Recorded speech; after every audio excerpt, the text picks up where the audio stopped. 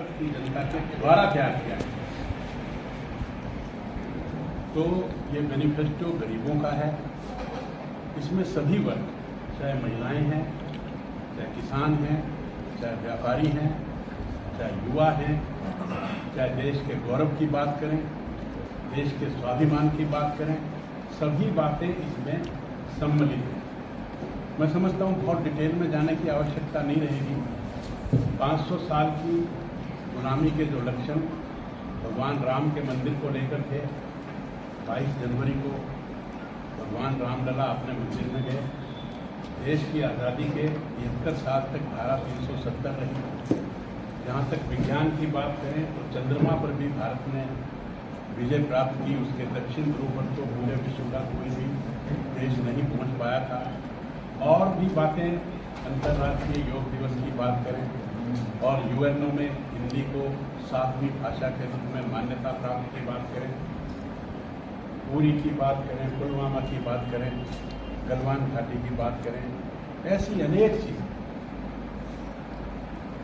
महिलाओं की बात करें तो बेटी बचाओ बेटी पढ़ाओ की बात करें, उनके सशक्तिकरण को थानों की बात करें, महिलाओं के पुलिस की बात करें, महिलाओं के लिए जो अनेक वर्षों से लकड़ी जलाकर, कोयला जलाकर अपने चेहरे को खराब कर लेने की बात करें और उसकी जगह उनको गैस का चूल्हा उपलब्ध करवाने की बात करें, किसानों के लिए किसान सम्मान निधि की बात करें, फसलों के बीमे की बात करें, सॉइल हेल्थ कार्ड की बात करें, फसल चक्र की बात करें और एमएसपी की बात करें, युवाओं के लिए नौकरी की बात करें, ऐसे गरीबों के लिए भी राशन की बात करें, उनको कुछ समय का एक्सटेंड करके हमने जो राशन है वो भी उनको मुहैया करवाने की बात कर रखी है। कोरोना के समय की बात करें तो हम उनको जो जिस प्रकार से भारत ने वैक्सीन बनाई 2 प्रकार की, और वैक्सीन केवल भारत के लोगों को नहीं दी, विदेशों में भी हमने वैक्सीन भेजकर उनकी सहायता की। ऐसी अनेक बातें मैं समझता हूँ कि हमारे 5 जो टॉप की इकोनॉमी शक्ति जिसको हम कहते हैं उसमें हमारा नाम है। आने वाले समय में भारत जो है वो तीसरी शक्ति के रूप में उतरेगा। फार्मेकोलॉजी की भी बात करें, जन औषधि की भी बात करें, तो ऐसी अनेक बातें हम करेंगे। तो मैं समझता हूँ कि हम लोग, हमारा जो मैनिफेस्टो है वो फिर दोबारा से मैं कहूँगा कि जनता के लिए है, जनता के द्वारा है और जनता का है। और जहाँ तक कांग्रेस की बात करें, कांग्रेस ने अनेक वर्षों देश में राज किया।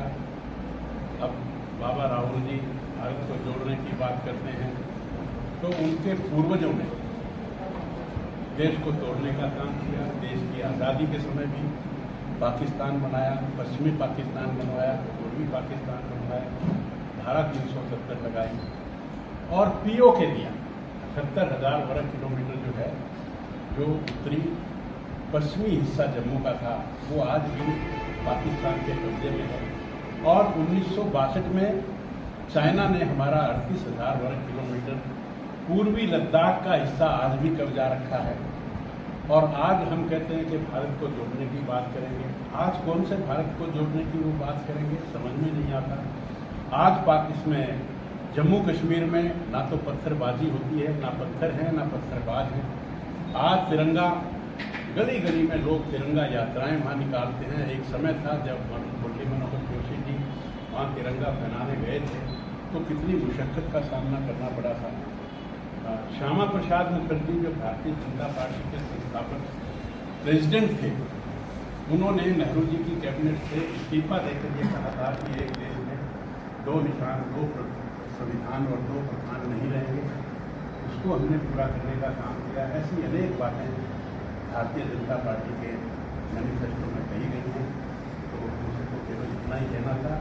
अब मैं आपको आमंत्रित करता हूँ, आपके मन में अगर कोई शंका है तो मैं उसको दूर करने का यथाशक्ति यथाबुद्धि दूर करने का प्रयास करूँगा। डॉक्टर साहब, ये जो आपके कैंपेन चल रहे थे और ज़्यादातर देखने में आया, वैसे तो ठीक लगता है, लेकिन गाँव में किसी जगह ज़्यादा भाजपा का देखने में ठीक है, भारतवर्ष सबसे बड़ा लोकतंत्र देश है। लोकतंत्र में हर व्यक्ति को अपनी बात करने का अधिकार है। जब कोई भी पार्टी सत्ता में आती है तो थोड़ी एंटी इनकम्बेंसी होती है। कुछ लोगों को कोई तकलीफ है तो उनको बात रखने का पूरा अधिकार है। लेकिन यहाँ मैं ये कहना चाहूँगा कि लोकतंत्र जो है वो प्रत्येक को अपनी बात रखने का अधिकार देता है। तो फोर्सिबली आप किसी का बायकॉट करें तो मैं जो चुनाव आयोग है उससे भी प्रार्थना करूँगा कि इस तरह की बातें, जोर जबरदस्ती वाली बातें नहीं होनी चाहिए। और मैं तो एक बात और भी कहूँगा कि लोकतंत्र में वोट की चोट सबसे मजबूत होती है। अगर 5 साल में आपको किसी पार्टी की जो सत्ता में है उसकी कोई बात पसंद नहीं है तो वो वोट की चोट से उसका जवाब देने के लिए स्वतंत्र है और ये मौका आया है। आपने जोर जबरदस्ती की बात की गुप्ता साहब, आप भी अपने भाषण के अंदर बोलते हो कि एक बारी और सरकार बना दो, पाकिस्तान को, चीन को, बांग्लादेश को हिंदुस्तान के अंदर मिला देंगे। आपने भी ये जोर जबरदस्ती की बात की है। आपका मंत्री का पद भी है सर, और ये अंतर्राष्ट्रीय दंगे भी भड़क सकते हैं। क्या चुनाव आयोग को आपके ऊपर कार्रवाई नहीं करनी चाहिए इस बात को लेकर? देखिए, शक्ति का प्रदर्शन करना, और मैं आपसे अगर काउंटर सवाल पूछूं तो ये पूछूं, देखो नेशनलिटी की एक बात होती है, देश हमारा है, राष्ट्र हमारा है, और जो लोग आतंकवादी आए उन्होंने हमारे मंदिरों को तोड़ा। उन्होंने, मैं जो बात कह रहा हूँ, जम्मू कश्मीर राजा हरि सिंह ने हिंदुस्तान को दिया था। आपकी कोठी 1000 गज की है और 100 गज को पड़ोसी दाब ले, कैसे बर्दाश्त करेंगे? ये बात, और जो लोकतंत्र की इंटरनल मामले हैं, कोई एक्टिविटी है, कोई आपको हमारी पॉलिसी पसंद नहीं आई, उसका आप खुलकर विरोध करें, कोई दिक्कत नहीं है। क्योंकि ये सरकार जो बनाई थी वो भी आपने ही बनाई थी। आपकी बनाई हुई सरकार, मेजोरिटी की सरकार, और उस सरकार ने अगर कोई काम किया और वो आपको पसंद नहीं आया, सरकार आपकी बनाई हुई है, वो पसंद नहीं आया तो आप वोट की चोट से बदल दो।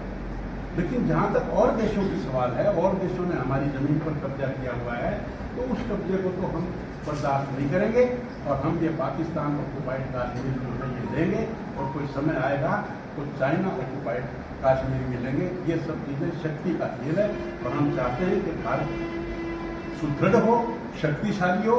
हमारी दबाई हुई जमीन कोई और देश लेगा तो कोई भी स्वाभिमानी देश का नागरिक इस बात को बर्दाश्त नहीं करेगा। कांग्रेस के मैनिफेस्टो में क्या कहना चाहिए? कांग्रेस की नीति डिवाइड एंड रूल की नीति है।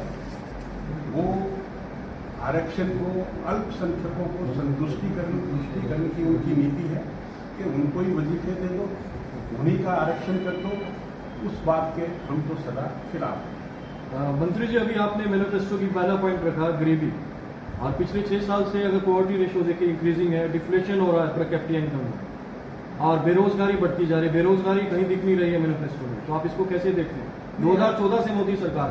हाँ, नहीं ऐसी बात नहीं है। देखिए, बहुत से लोगों को आप ये मत समझिए कि गवर्नमेंट की नौकरी दे। अगर हमने लोगों को काम दिया है, हमने उद्योग खोले हैं और हमने इस तरह की कोई बातें की हैं और उसमें लोगों को काम मिला है, तो उससे हम ये कहेंगे कि हमने बेरोजगारी को हटाया और पर कैपिटा इनकम जो है वो हमारी इंक्रीज हुई है, हमारी जीडीपी भी इंक्रीज हुई है, हमारा ग्रोथ रेट भी इंक्रीज। मेरा तो डिफ्लेशन चल रहा है पर कैपिटा में, जीडीपी भी डिफ्लेशन पे चल रही है। डिफ्लेशन चल रहा है जीडीपी और पर कैपिटा, उस पर कैसे? ये अलग अलग जो सर्वेयर चीजें हैं वो अलग अलग निकालती हैं, लेकिन ओवरऑल दृष्टि से हम ये मानने के लिए तैयार नहीं है कि देश गरीब हुआ। हरियाणा में चुनाव को लगभग मतदान को 1 महीना रह गया है। आपको लगता है कि कांग्रेस ने अब तक अपने प्रत्याशियों का ऐलान नहीं किया, तो इसको बीजेपी किस तरह से देखती है? क्योंकि आप खुद प्रभारी। मैं तो समझता हूँ कि ये कमजोरी की निशानी है कि डेली अखबारों में भी आपकी तरह मैं पढ़ता हूँ एक सीट पर। वैसे तो वो लोग ये कहते हैं कि तो डेमोक्रेटिक हमारी पार्टी है, चलिए अपने अपने ढंग होते हैं, लेकिन मैं समझता हूँ कि उनकी बड़ी वो संशय में है कि किसको टिकट दें, किसको टिकट ना दें। हर सीट पर पॉइंट ऑफ कन्फ्लिक्ट है और उनके हाईकमांड भी डरे हुए हैं।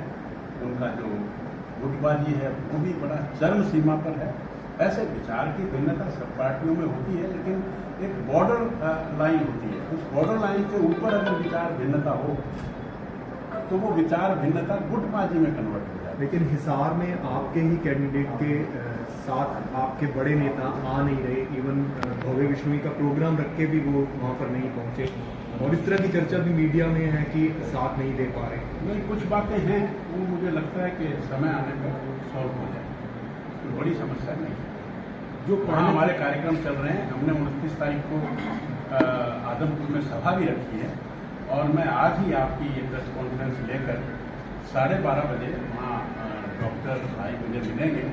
अच्छी संख्या में आप आइए, मैं आपको निमंत्रण देता हूँ। आदमपुर में मैं जा रहा हूँ, तो ऐसे कोई काम कहीं रुका हुआ है ऐसी बात नहीं है। नहीं, काम नहीं रुका, लेकिन आपके जो लोकल विधायक हैं वहाँ से वो अभी तक शामिल नहीं हो रहे। हो जाएंगे शामिल।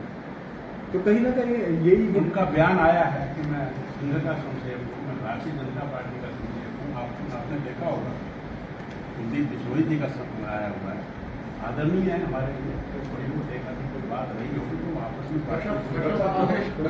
एक बयान ये भी आया था कि मैं और भालू लड़ रहे हैं तो भालू के लिए प्रार्थना की, उसका उसके क्या मायने? मैं और भालू आज ट्वीट किया था। अच्छा, मेरी जानकारी में नहीं है। मेरी और भालू की लड़ाई, अगर मेरी और भालू की लड़ाई है तो भालू के लिए प्रार्थना करो। भालू कौन है बीजेपी? आप ही थोड़ा खोल के बता दें। देखो, पार्टी से आपके विधायक मुझे हैं, तो हैं आपके साथी हैं जी। कांग्रेस के यहाँ से जो प्रतिनिधि हैं उन्होंने भी यही बात कही है कि बीजेपी में ज्यादा गुटबाजी है। हमने थोड़ा खोल ही दिया इसलिए आपको। तो देखो, ज़्यादा गुटबाजी तो प्रत्यक्ष को प्रमाण की कोई आवश्यकता नहीं होती। हमने तो आप देखें ना, आप डिफरेंस को देखिए, कोई भी चीज़ एब्सोल्यूट टर्म में नहीं होती है। हमने तो 1 महीना पहले कैंडिडेट डिक्लेयर कर दिए, हमने पूरे 10 के 10 लोकसभा के ऑफिस खोल दिए, 90 के 90 विधानसभाओं में ऑफिस खोल दिए। तो हमारी जो वर्किंग है वो कैडर बेस्ड पार्टी है। कल भी मैं 5 लोगों के घर गया तो मैं बूथ अध्यक्षों के घर गया।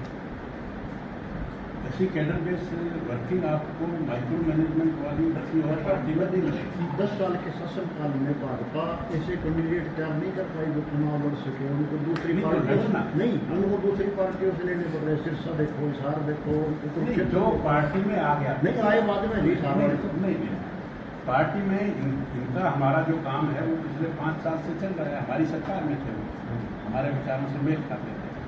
तो जब पार्टी में आ गए तो क्या नया और क्या पुराना, मेरी बात नहीं है। आपका एक कॉलेज है, मैं उदाहरण देकर आपको स्पष्ट करता हूँ। आपका कॉलेज है, आपके कॉलेज में प्रोफेसर है, एक उससे भी सीनियर प्रोफेसर आप नया अपॉइंट करते हैं तो उसको उससे बड़ा ओहदा देते हैं। कई दफा उसका अपना जीवन तो देखना पड़ेगा कि उसका राजनीतिक जीवन का क्या कद है। ऐसी बात नहीं है।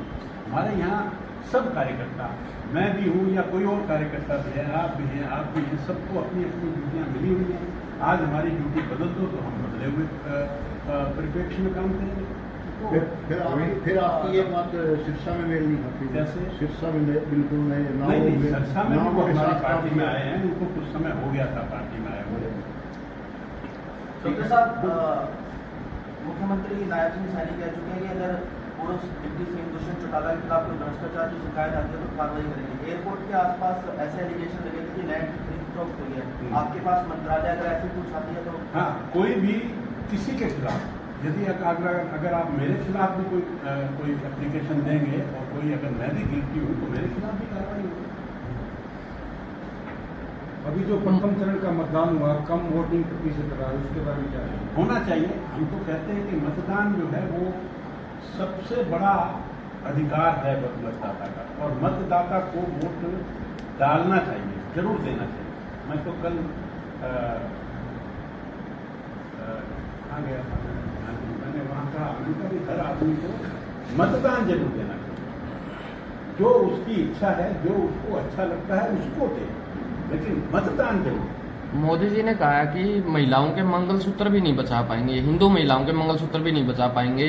कांग्रेस हिंदुओं की संपत्ति को उठाकर और मुस्लिमों को देना चाहती है, ऐसा उनका मैनिफेस्टो के अंदर है। लेकिन कांग्रेस कहती है उनके मैनिफेस्टो के अंदर ऐसी चीज कहीं पे भी नहीं है। ऑन रिकॉर्ड झूठ बोल रहे हैं मोदी जी, किस प्रकार देखते हैं? मोदी जी झूठ नहीं बोलते हैं, ये तो अपने भी पर्सनल एक जजमेंट होती है। आप भी अपनी पर्सनल जजमेंट कर सकते हैं कि देश को बेचने का काम कौन सी पार्टी ने किया।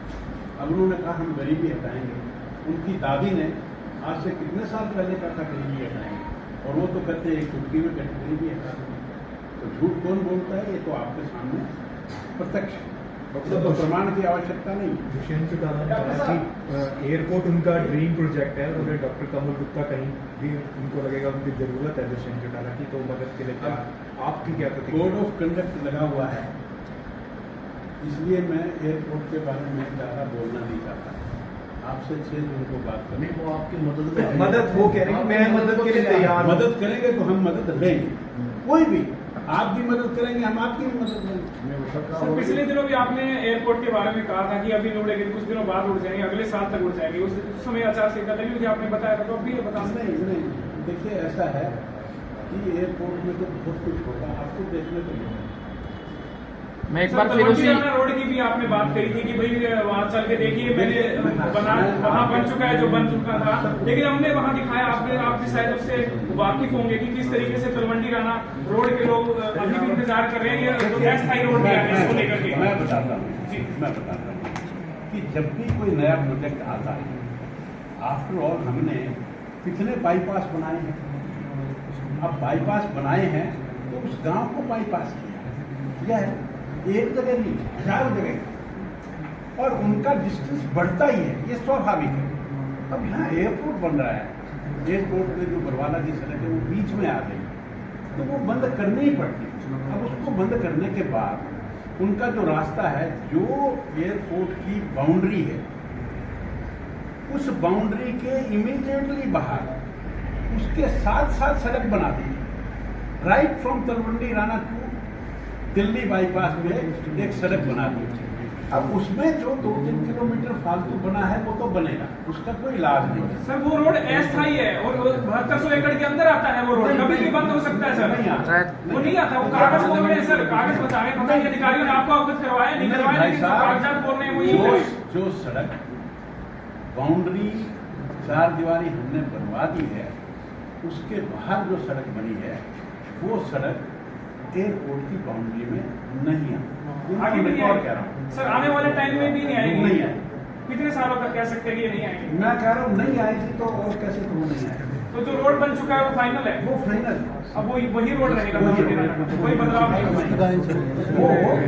वो एक रोड और चाहते हैं